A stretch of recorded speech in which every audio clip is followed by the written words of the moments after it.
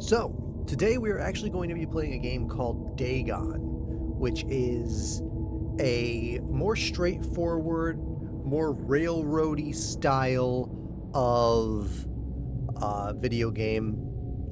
Less like a video game, more like a slideshow story. Personally, I enjoyed the first Dagon. I did play this first one that we're going to be playing. The whole goal of these stories, as well as the stories, the other stories that this creator is making, is to tell more true to the book versions of the cosmic horror stories of H.P. Lovecraft and the other Lovecraftian style writers. Dagon is a faithful, interactive adaptation of H.P. Lovecraft's work, focused on story and atmosphere. You will not find difficult choices, action sequences, or inventory management here, and movement is limited to progressing through locations along with the plot. I am writing this under an appreciable mental strain, since by tonight I shall be no more. During the game, you will encounter interactive elements. Some of them will allow you to continue your journey. Others will reveal interesting facts about the original short story, its historical background, and the author. Some of the trivia is hidden. In order to find these secrets, focus your eyes and look for the Elder Sign, which is this logo here. So we should be able to see that one there is going to progress the story. I don't know if there's a Elder Sign in here somewhere. I have found Elder Signs in the past. There we go. There's one. Oh, let me see if I can fix that. Show trivia upon finding them. Rather than going back, I am going to try just stop in and read that at the end, just to make sure that gets into the video and stuff. I can't remember what that one was actually about. Penniless, and at the end of my supply of the drug which alone makes life endurable, I can bear the torture no longer, and shall cast myself from this garret window into the squalid street below. Do not think from my slavery to morphine that I am a weakling or a degenerate. When you have read these hastily scrawled pages, you may guess, though never fully realize, why it is that I must have forgetfulness or death.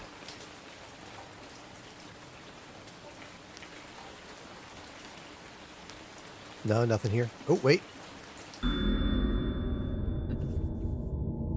Morphine entered into use in the 19th century and was routinely administered to treat severe pain during the American Civil War from 1861 to 1865, as well as World War I in 1914 and 1918. It was also sold without restrictions until 1914. Morphine became more popular after the invention of the hypodermic syringe around 1845. Friedrich Sturner? I don't think I'm pronouncing that right. Who first isolated the substance, originally named it morphium, after Morpheus, the Greek god associated with dreams. At the time when Dagon was published, morphine abuse, known as soldier's disease, already posed a big problem in the United States.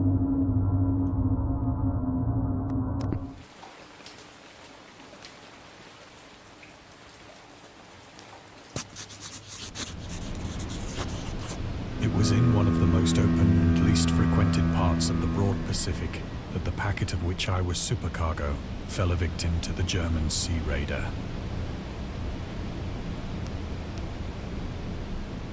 Oh, I think I missed a thing there. The Great War was then at its very beginning, and the ocean forces of the Hun had not completely sunk to their later degradation, so that our vessel was made a legitimate prize, whilst we of her crew were treated with all the fairness and consideration due us as naval prisoners.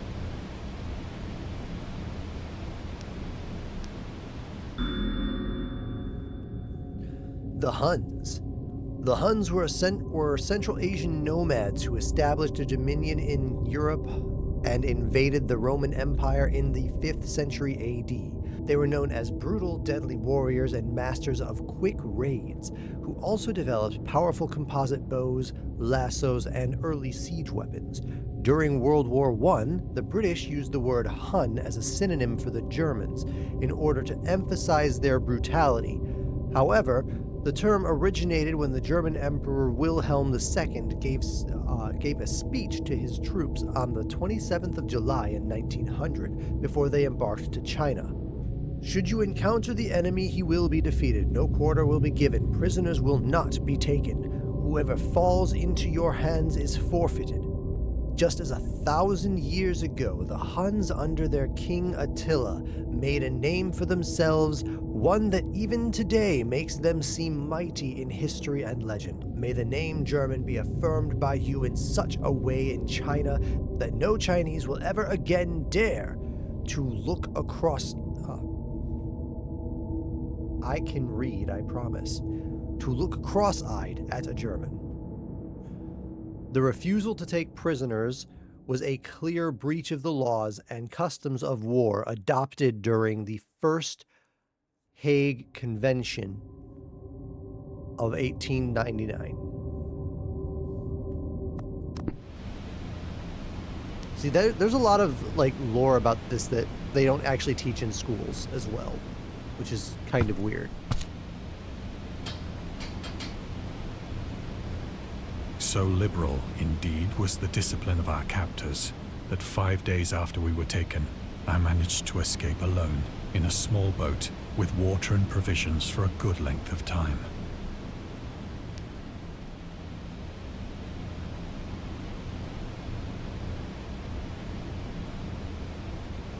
Nothing?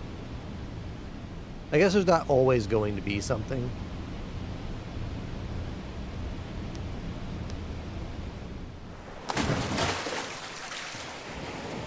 When I finally found myself adrift and free, I had but little idea of my surroundings.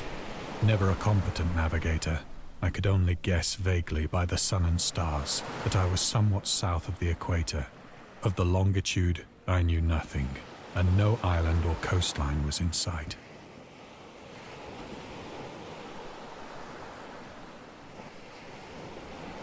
Was that a dog or was that a sound in the game?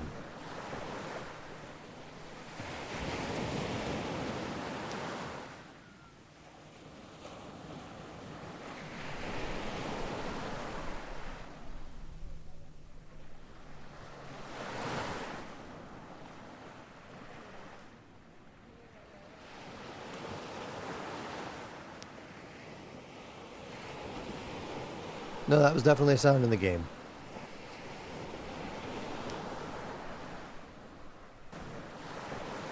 The weather kept fair, and for uncounted days I drifted aimlessly beneath the scorching sun, waiting either for some passing ship or to be cast on the shores of some habitable land. Yeah, some real wishful thinking.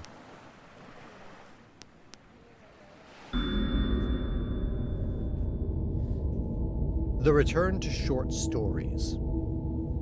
Dagon was written in July 1917 and first published in 1919 in The Vagrant, an amateur magazine focused on the supernatural. Ooh, I'll have to actually do some research into that. I don't have a pen on me to write that down. Oh well, I'll get it when I'm editing. The first of his short stories that introduced an element from the Cthulhu mythos, Dagon itself. A pagan cult worshipping Dagon later appears in The Shadow over Innsmouth, one of Lovecraft's most popular works. In 1917 is also the year when he wrote The Tomb, a story about Jervis Dudley, a daydreamer who discovers a mysterious mausoleum in the woods by his house and becomes obsessed with it. These two works marked Lovecraft's return to short story writing after he burned most of his attempts at the genre 9 years after he burned most of his attempts at the genre 9 years prior and decided to concentrate on poetry. Lovecraft stated that it was his friend William Paul Cook, a literary publisher and critic, who convinced him to start writing weird fiction again.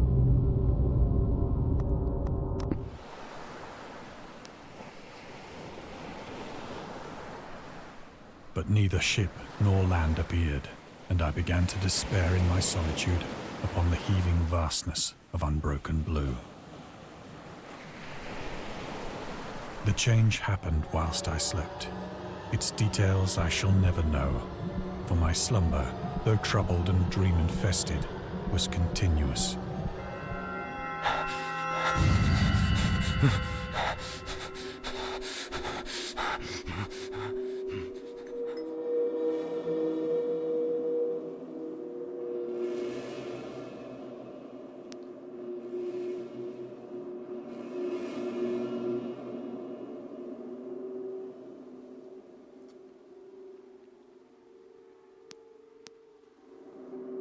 Is there nothing to click on here?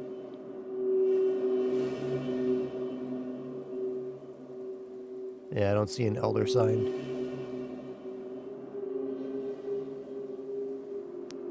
When at last I awoke, it was to discover myself half sucked into a slimy expanse of hellish black mire, which extended about me in monotonous undulations as far as I could see, and in which my boat lay grounded some distance away. Though one might well imagine that my first sensation would be of wonder at so prodigious and unexpected a transformation of scenery, I was in reality more horrified than astonished. For there was in the air, and in the rotting soil, a sinister quality which chilled me to the very core.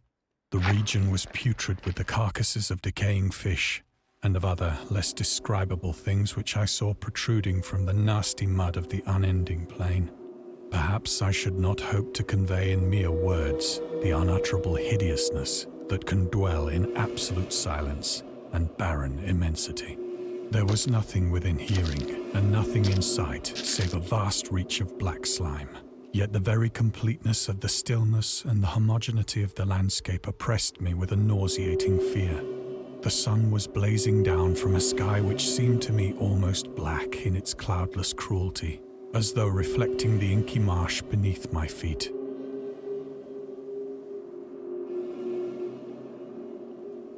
So recently I did a script and a recording of, for a video that I'm planning on releasing relatively soon. That kind of describes what cosmic horror is and why it isn't scary anymore. And this is kind of like what I'm talking about. So the way he describes this is pretty much exactly what we're seeing here. But the way it's intended to be received is that this is only half of the description. It's not meant to be understandable, so to speak. Which is very, very difficult to try and draw. Or animate.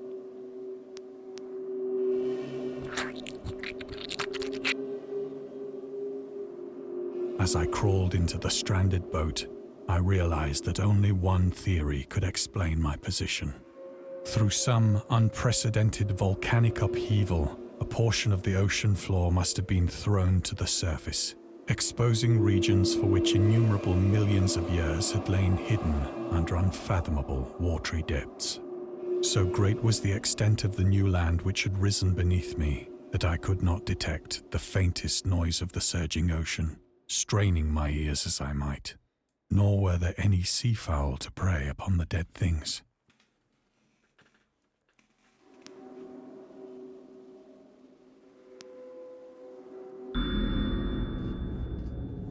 The mystery of volcanic islands.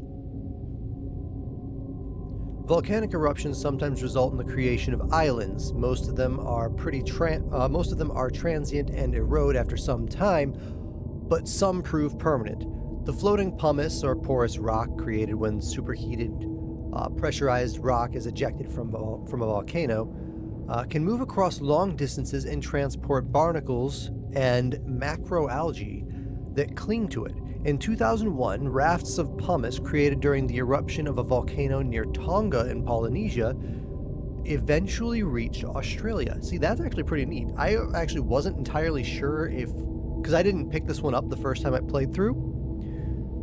I wasn't entirely sure if what he was talking about was actually factual or not, but no, it actually is. That's fucking neat. Nature's fucking scary, man. Just like imagine being on a boat. You're on a cruise ship. And suddenly there's this big, massive island that's floating with you or floating at you out of nowhere that just should not be there.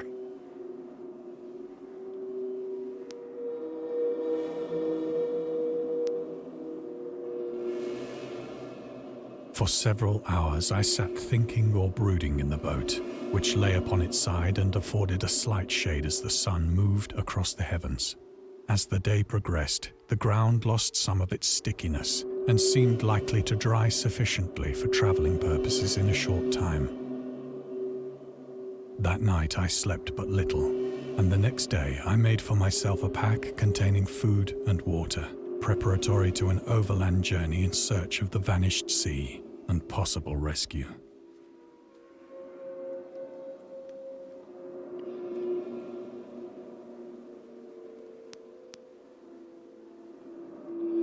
Actually, I kind of want to look up like how big the largest volcanic island like that was. Like traveling volcanic island specifically, not... One moment. Sorry, I'm back. I had to put Persephone in timeout.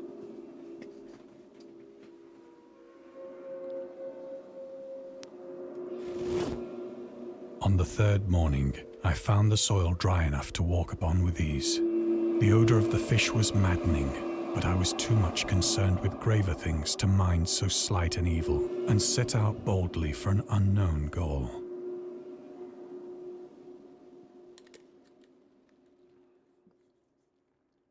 Now, Dagon's supposed to be like an ocean god, or an ancient oceanic being.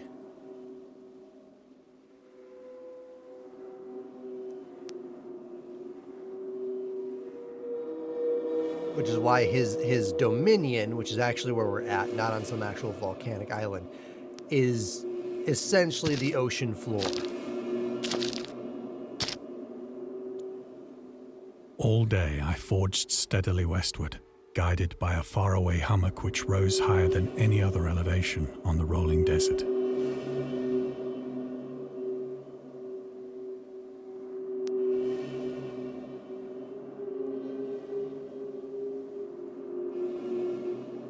I feel like I'm gonna miss something, and I don't want to.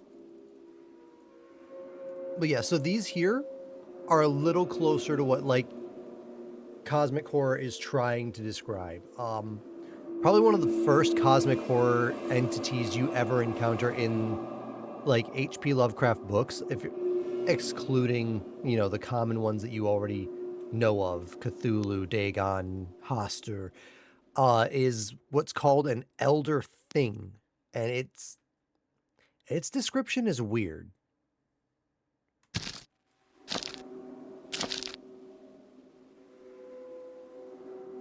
Maybe I'll do a video specifically on like different videos or shorts on different types of cosmic horror entities.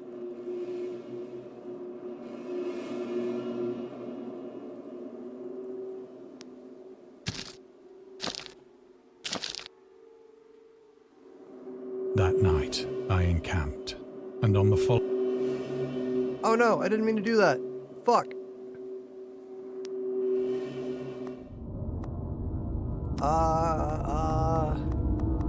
I can't go back, can I? Shit.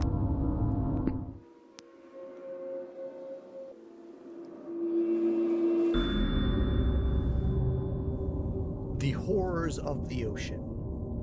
The creator of the Cthulhu mythos and the fictional underwater city of R'lyeh?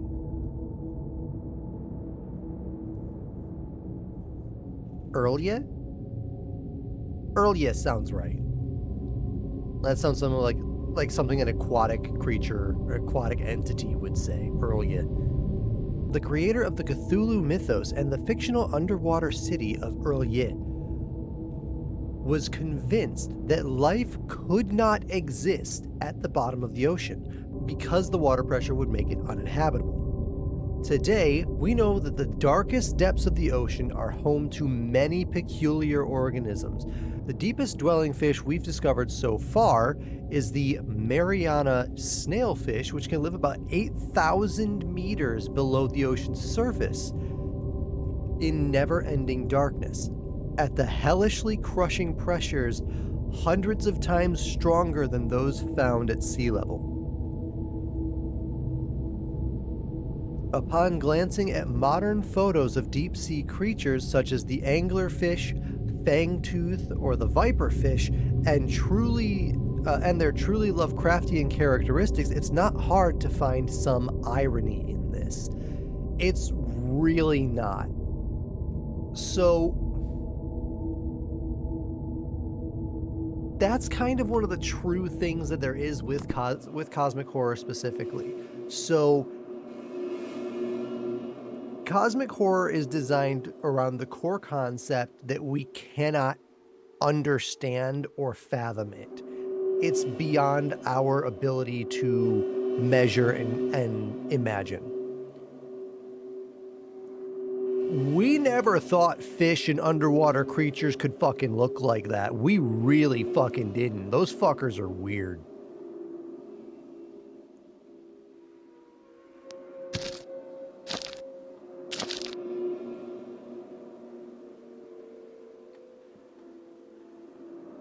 By the fourth evening, I attained the base of the mound, which turned out to be much higher than it had appeared from a distance, an intervening valley setting it out in sharper relief from the general surface.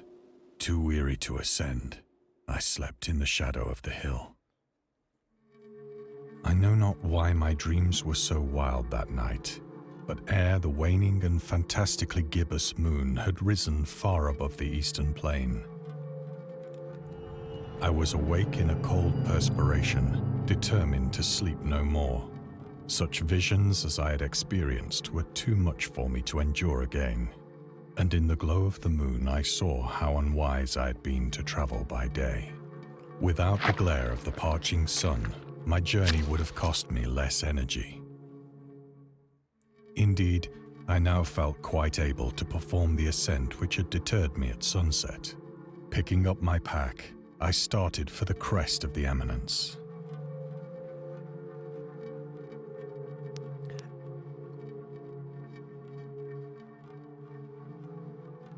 Nothing I can click on up here? Oh, right there. Staring me right in the face. The Loner.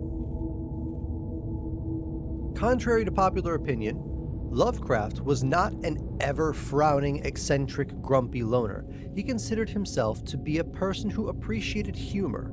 Moreover, he would often meet with friends at his apartment or at various cafes in Brooklyn and Manhattan. At times, his social life was so intensive that his work would suffer for months.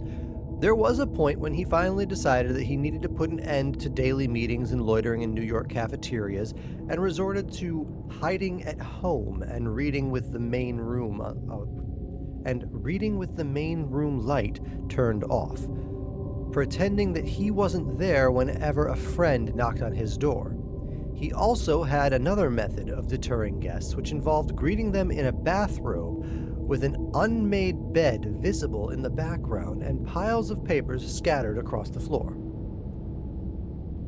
That's like a whole new level of antisocial.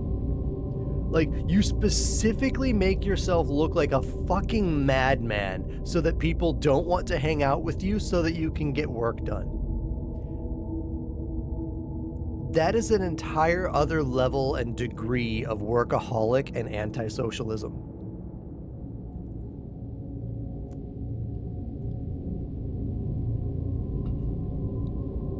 And while this does paint H.P. Lovecraft in a amusing light, to my understanding, he was actually a very, very, what we would consider a very disgusting person in his time. Everything from racism, sexism, and the like to that. But granted, that would have been, I hate to say this, but more socially acceptable in his time than it is now. Still, he wasn't the best of people.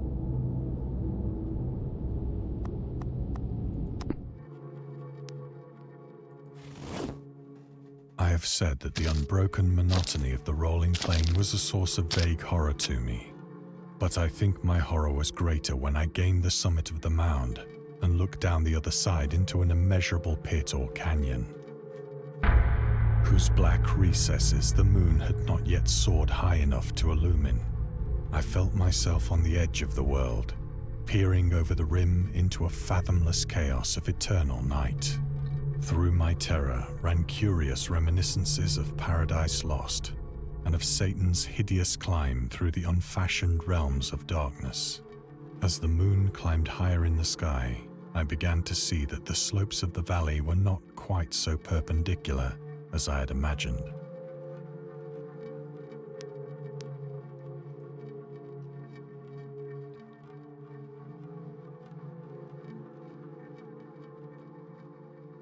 Surprised there's nothing in the stars for me to grab.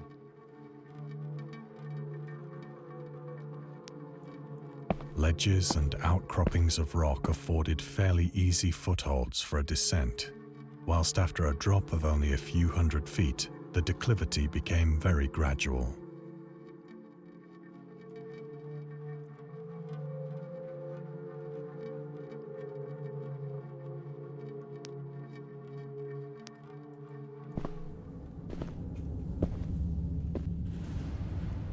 Urged on by an impulse which I cannot definitely analyze, I scrambled with difficulty down the rocks and stood on the gentler slope beneath, gazing into the Stygian deeps, where no light had yet penetrated. All at once, my attention was captured by a vast and singular object on the opposite slope, which rose steeply about 100 yards ahead of me, an object that gleamed whitely in the newly bestowed rays of the ascending moon.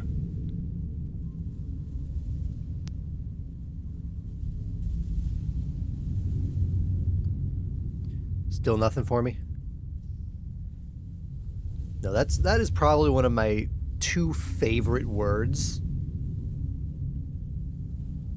Stygian, and the other one is probably ethereal.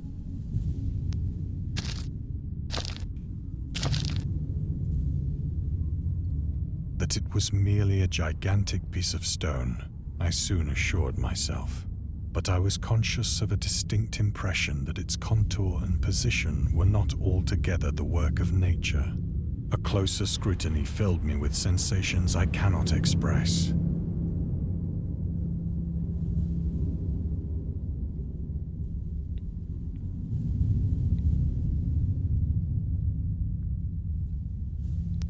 Is it weird to have a favorite word? For despite its enormous magnitude and its position in an abyss which had yawned at the bottom of the sea since the world was young, I perceived beyond a doubt that the strange object was a well-shaped monolith, whose massive bulk had known the workmanship and perhaps the worship of living and thinking creatures. Dazed and frightened, yet not without a certain thrill of the scientist's or archaeologist's delight, I examined my surroundings more closely.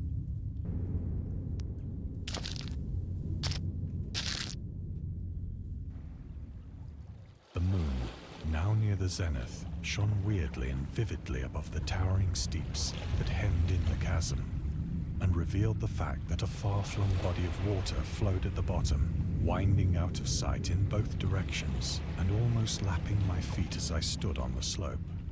Across the chasm, the wavelets washed the base of the Cyclopean monolith, on whose surface I could now trace both inscriptions and crude sculptures.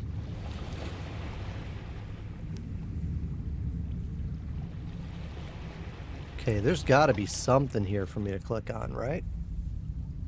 It's been a little bit since we've had one.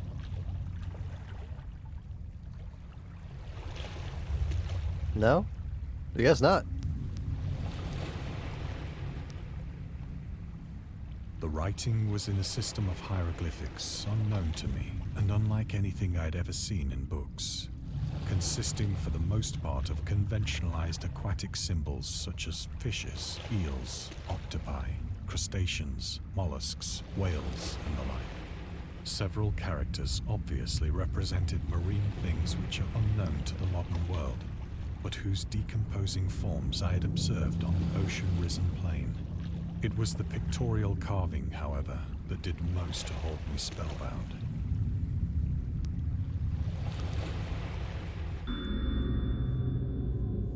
Storytelling methods. Dagon contains many themes and storytelling methods that Lovecraft developed in his later works, such as telling the story through carvings at the Mountains of Madness and the Nameless City,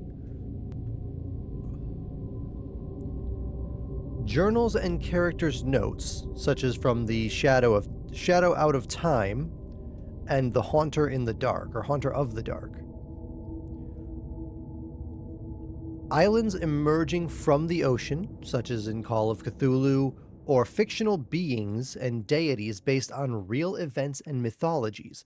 Mi-Go in the Whisperer in the Darkness, which is actually, if I'm not mistaken, connected to the King in Yellow.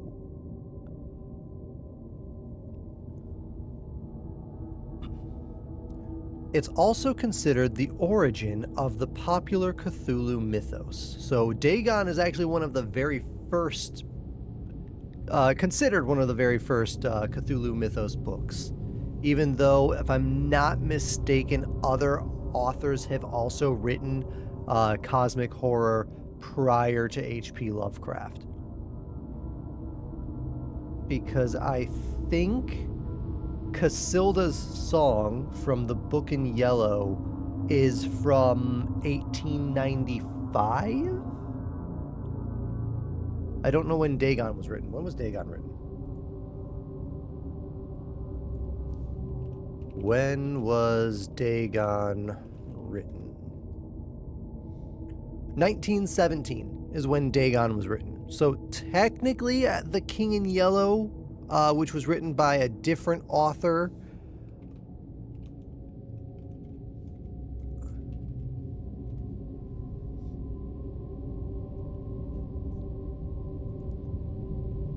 The King in Yellow, which was written by Robert W. Chambers, was released in 1895, and was later kind of like lumped in and adopted into the Cthulhu mythos.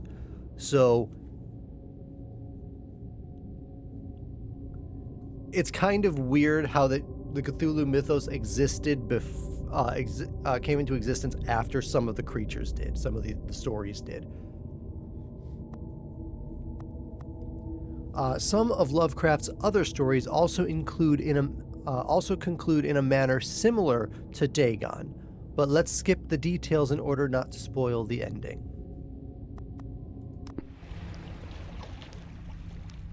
Plainly visible across the intervening water, on account of their enormous size, were an array of bas-reliefs whose subjects would have excited the envy of a Doré.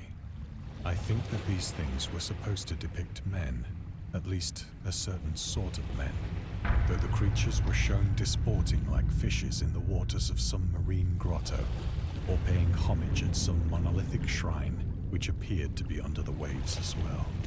Of their faces and forms I dare not speak in detail, for the mere remembrance makes me grow faint. Grotesque beyond the imagination of a Poe or a Bulwer. They were damnably human in general outline, despite webbed hands and feet, shockingly wide and flabby lips, glassy, bulging eyes, and other features less pleasant to recall.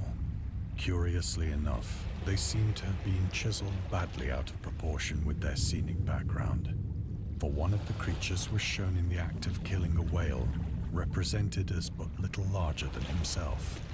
I remarked, as I say, their grotesqueness and strange size, but in a moment decided that they were merely the imaginary gods of some primitive fishing or seafaring tribe.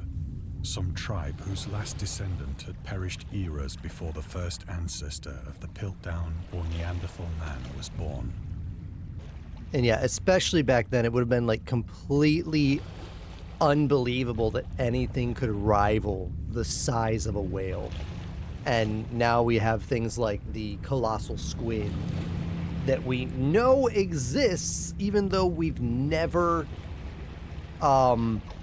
actually seen one physically. We've got some video of them, and we have the marks on whales from them. But we know they exist way, way, way down there. The Kraken is real. Awestruck at this unexpected glimpse into a past beyond the conception of the most daring anthropologist, I stood musing whilst the moon cast queer reflections on the silent channel before me. Then, suddenly, I saw it. With only a slight churning to mark its rise to the surface, the thing slid into view above the dark waters. Fearsome and loathsome, it darted like a stupendous monster of nightmares to the monolith, about which it flung its gigantic scaly arms, the while it bowed its hideous head and gave vent to certain measured sounds. I think I went mad then. Of my frantic ascent of the slope and cliff, and of my delirious journey back to the stranded boat, I remember little.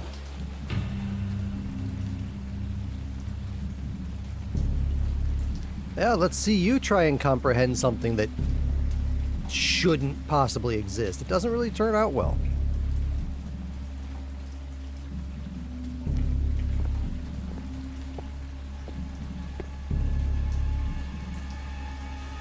I believe I sang a great deal and laughed oddly when I was unable to sing.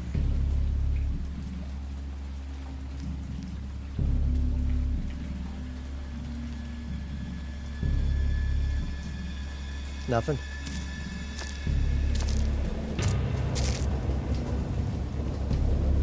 I have indistinct recollections of a great storm sometime after I reached the boat. At any rate, I know that I heard peals of thunder and other tones which nature utters only in her wildest moods.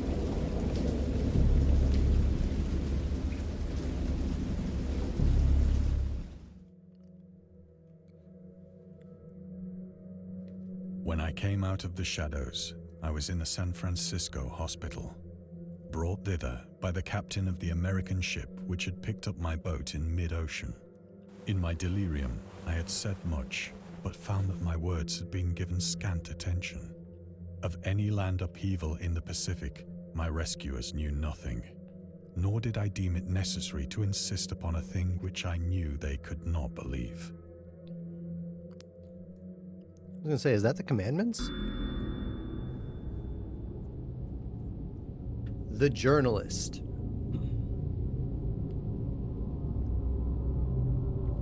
Lovecraft was a prominent figure in the world of amateur journalism. In 1915, he started publishing his own journal called The Conservative, which included political and social commentary, poetry, short stories, and literary criticisms written by him and other authors. Howard was a skilled wordsmith, but he also took criticisms to heart, which resulted in his decision to step away from writing poetry and concentrate on weird fiction again for the first time since his teenage years. Dagon, published in 1919, is one of the short stories written during that period. In this example excerpt from The Conservative, the master of horror fiction explains his attitude towards warfare and the idea of world peace. Why any sane human being can believe in the possibility of universal peace is more than the conservative can fathom.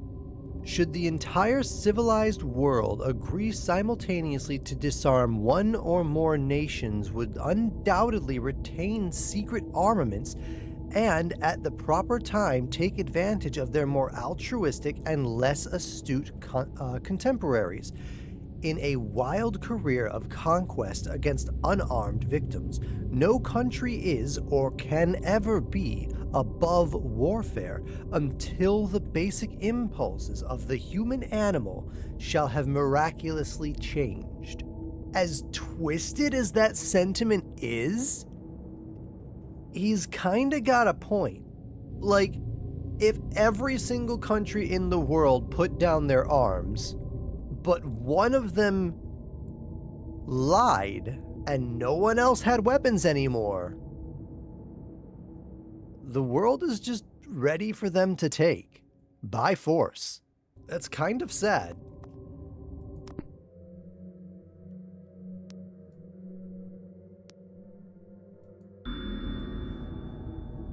The Atheist. Lovecraft considered himself an atheist, an atheist and absolute materialist, which he attributed partly to his early childhood interest in astronomy and science in general.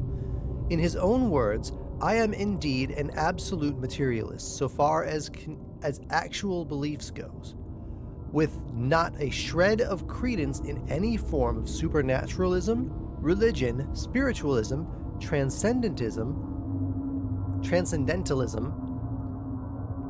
metempsychosis, or immortality."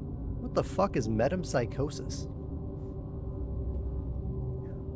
"All I say is that I think it is damned unlikely that anything like a central cosmic will, a spirit world, or an eternal survival of personality exists. They are the most preposterous and unjustified of all the guesses which can be made about the universe, and I am not enough of a hair splitter to pretend that I don't regard them as errant and negligible moonshine. In theory, I'm an agnostic, but pending the appearance of radical evidence, I must be classified practically and provisionally as an atheist." I mean, I'd believe that.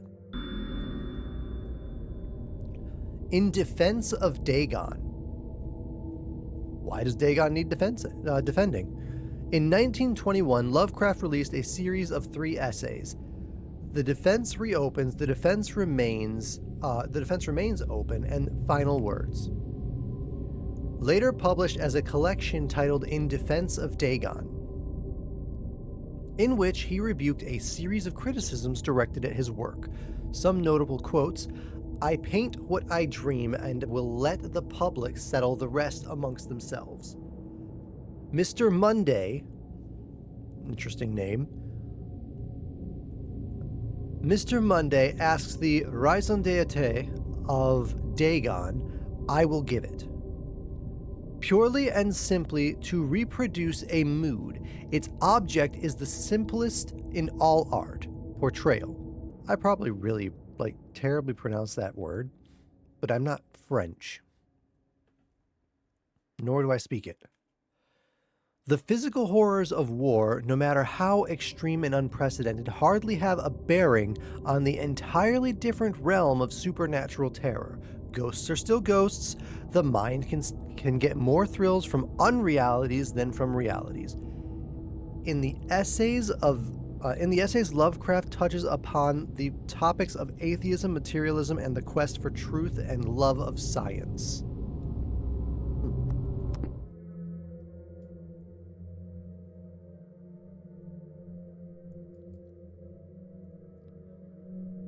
I don't like that those cables are hanging there. Is that everything, though? I think that's everything.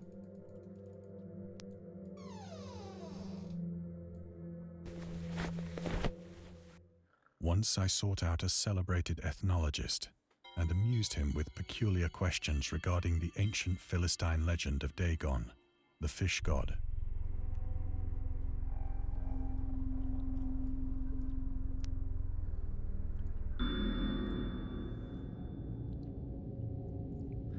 Dagon, or Dagon, was the main deity of the Philistines, worshipped throughout the Middle East as the ancient god of fertility and crops. In Hebrew, the word Dagon, or Dagon, is a common noun for grain. Rulers of Akkad in Mesopotamia chose him as the patron saint of their war conquests. He also appears as the judge of the dead in an Assyrian poem and an underworld prison warder in one of the Babylonian texts.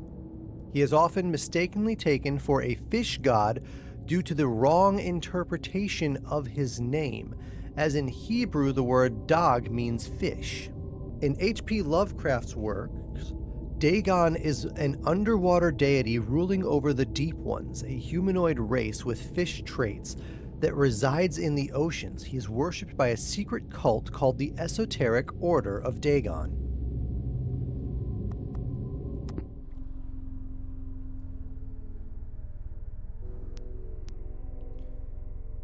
Let's see. Nothing else?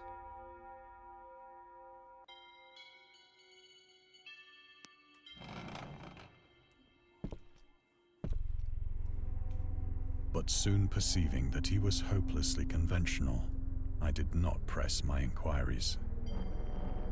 The Necronomicon! I didn't see that before.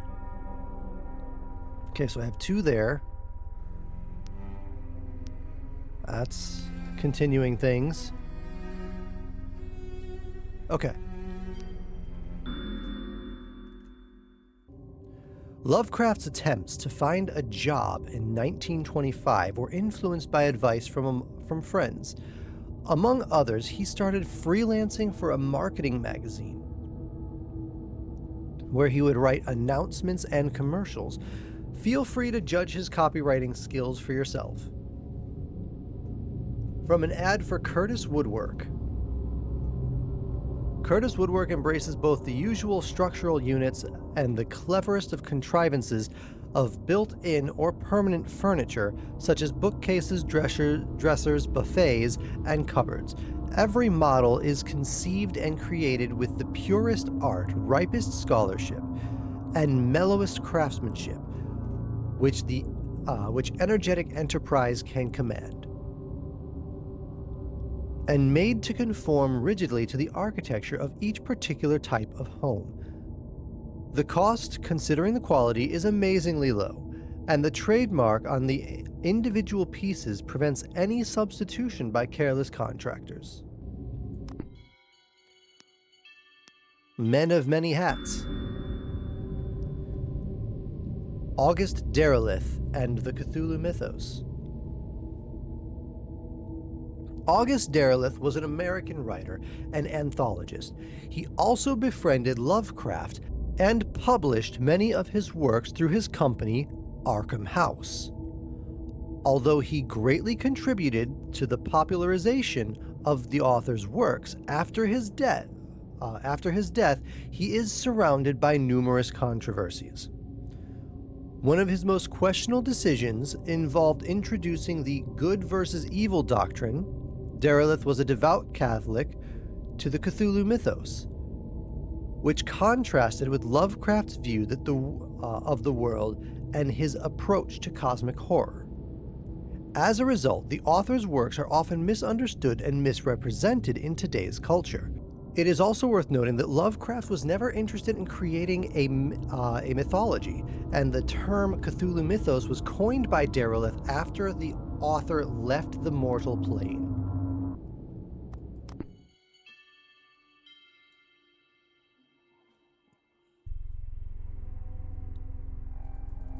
Anything else? Nope.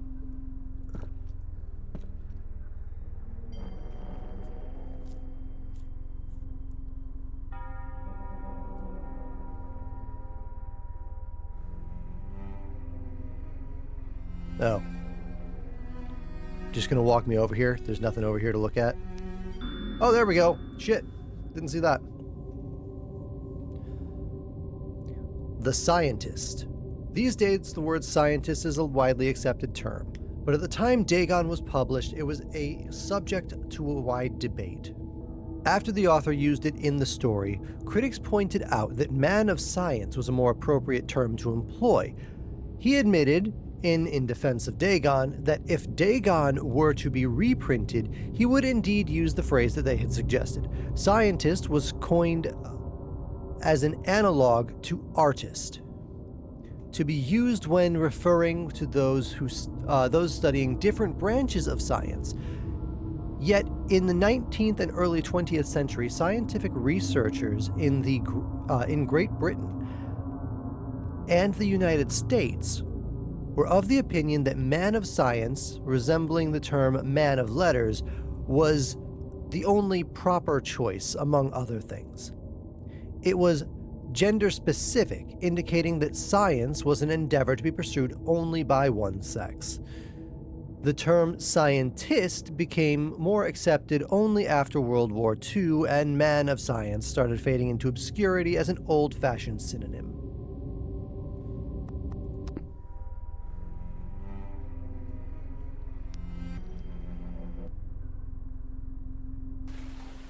It is at night, especially when the moon is gibbous and waning, that I see the thing. I tried morphine, but the drug has given only transient surcease, and has drawn me into its clutches as a hopeless slave. So now I am to end it all, having written a full account for the information or the contemptuous amusement of my fellow men.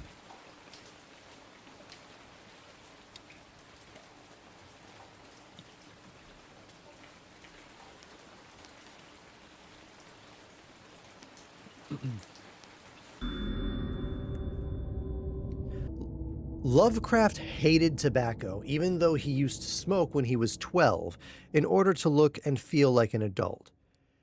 In his correspondence with friend Reinhard Kleiner, he claims that he quit as soon as he started wearing long pants. He also had a very strong opinion about alcohol, as evidenced by his letter to Zelia Brown, dated the 13th of February, 1928.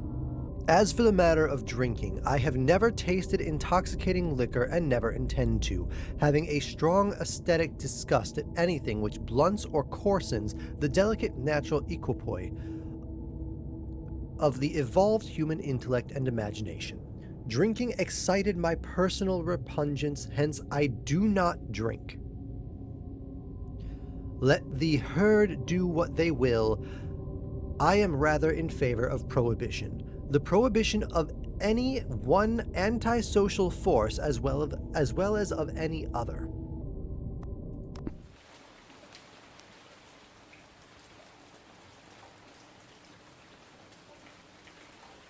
Nothing else to click on?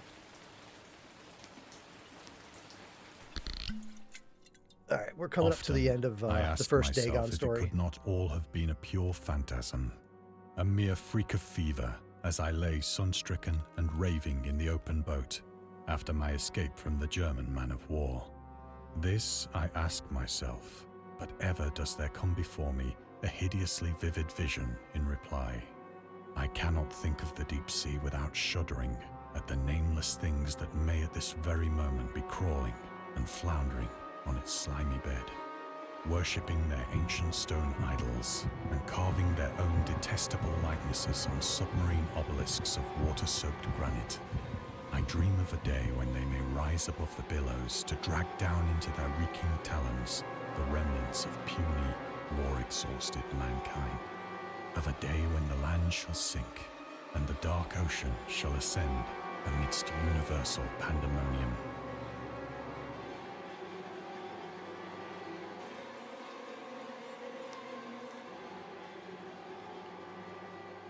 Nothing for me to click on? Alright.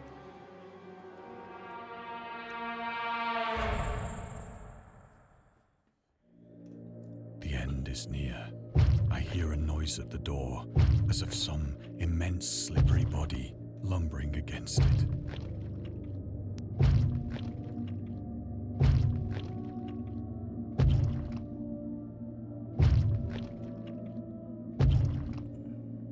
Anything? Nothing?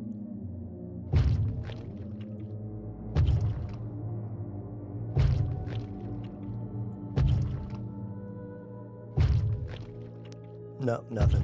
All right. It shall not find me.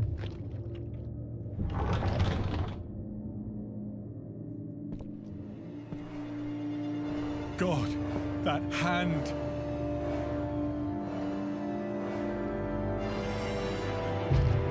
The window! The window!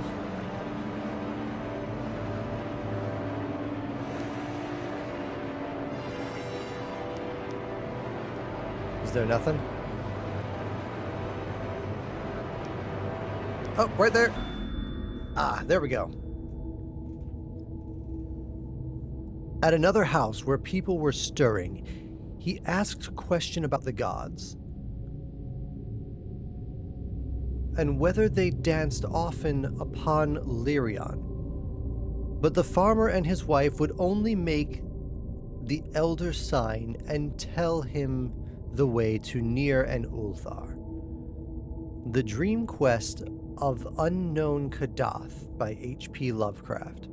The elder sign was a protective symbol that can be found in various works of pulp culture, usually represented by a five-pointed star with an eye flame symbol at its center.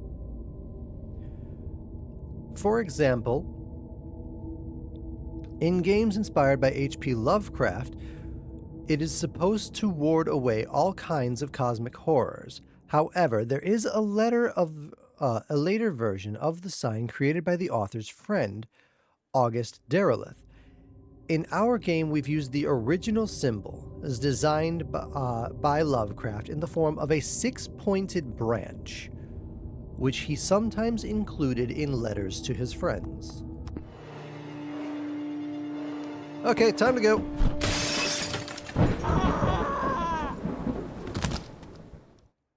Oh, I've missed 3, okay.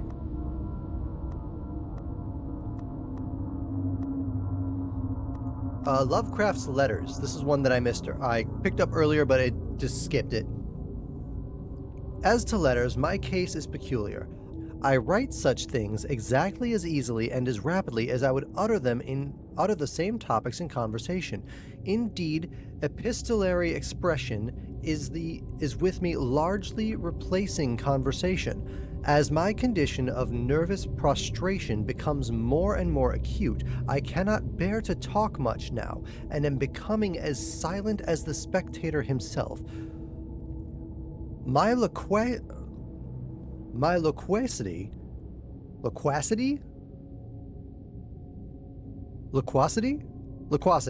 I think.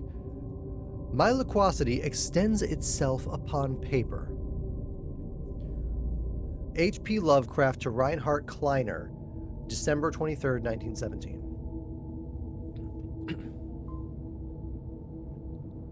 Throughout his life, Lovecraft has penned around 100,000 letters to his friends and fans, out of which about 10% survive to this day. Still, to have 1,000 letters written by someone still survive right now.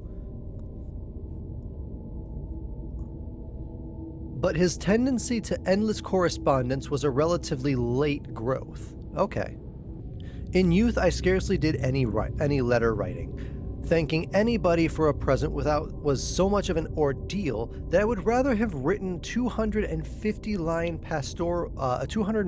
pastoral or a 20-page treatise on the rings of Saturn.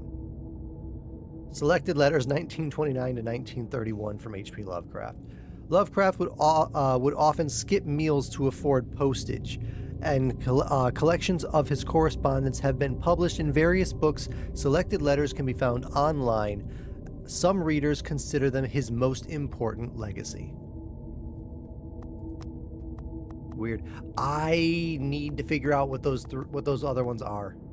Dagon was written around a month after the United States entered World War I. Lovecraft was actively interested in its course. He composed many poems in which he gave encouragement to soldiers and commented on the events unfolding in Europe. He tried to enlist in the army, which he mentions in one of the letters to Reinhard Kleiner. Some time ago, impressed by the entire uselessness in the world, by my entire uselessness in the world, I resolved to attempt enlistment despite my almost invalid condition. I argued that if I chose a regiment soon to depart for France, my sheer nervous force, which is not inconsiderable, might sustain me till a bullet or a piece of shrapnel could more conclusively and effectively dispose of me. Basically, you would maintain survival just because you were scared and nervous until you ended up getting shot or blown up? I mean, same, that's how I fight my way through life, but geez. Even though he passed the physical exam, his mother prevented him from going to the war. She has threatened to go to any lengths, legal or otherwise, if I do not reveal all the ills which unfit me for the army. I Am Providence, The Life and Times of H.P. Lovecraft, by S.T. Joshi.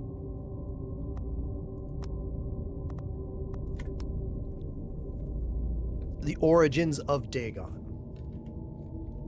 Dagon seems to be inspired by Fishhead, a short novel by Irvin S. Cobb about unnatural affinities between a hybrid idiot and the strange fish of an isolated lake. A hybrid idiot. Supernatural horror in literature, H.P. Lovecraft. And Lovecraft's dream about a strange island emerging from the ocean and him crawling in the ooze that covered its surface. I dreamed that whole hideous crawl and can yet feel the ooze sucking me down, in defense of Dagon, H.P. Lovecraft. Lovecraft's interest in the topic stemmed from his aversion to fish and the smells of the sea. In his own words, I have hated fish and feared the sea, and everything connected with it since I was 2 years old. But I cannot recall what earlier experience gave me such a profound and lasting aversion to sea and seafood. The Dweller in Darkness, Lovecraft's 1927 by Donald Wandre. Okay. Last one, The Piltdown Man. Lovecraft would often use the latest scientific discoveries as an inspiration for his works. He would even update his stories at the last moment in order to make sure they reflected the latest breakthroughs. Unfortunately, this method was not without its flaws. After Lovecraft's death, the Piltdown Man discovery mentioned Dagon turned out to be a paleoanthropological fraud.